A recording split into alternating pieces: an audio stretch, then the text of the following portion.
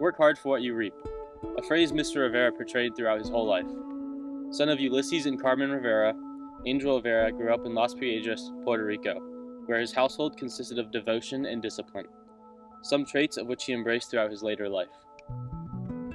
His parents were involved in manufacturing sugar cane and export for income. They also found opportunities as migrant workers. Mr. Rivera's son recalled hearing stories of his father picking strawberries in the United States. Mr. Rivera found little economic opportunity in his hometown, sustainable enough to support his large family. So he ventured off to New York City when he was about 17 years old, before finishing high school. He left without his father's permission, since he knew his father would disapprove, but believed he needed to seek other opportunities to support his family and his parents. Mr. Rivera was drafted into the military. He believed the pay was too low to support his family, and his son said that he tried to avoid the draft by pretending not to understand English. However, the recruiting officer saw him reading a newspaper and therefore determined he was fit for service. Throughout his time in the military, his parents wrote letters begging for his financial assistance, as they were dependent on their son to make ends meet. The pleas for help contributed to Mr. Rivera's decision to leave active duty after 2 years. He stated that he could earn more money outside of the military to support his family. While his military career was brief, it was eventful.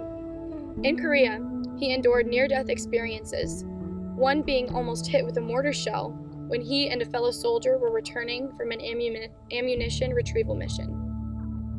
Rivera woke up in a mortuary tent, unfortunately without his partner. Rivera was sent to Japan for 2 months to recover and was later diagnosed with post-traumatic stress disorder, a leg injury, and a long-lasting hearing deficiency from his time spent in war. Another event involved his escape from a foxhole, seconds before it was destroyed by enemy fire. After a strenuous year spent protecting his country, he returned to New York City. Shortly after his return, he met his future wife, Geronima Santiago Rivera.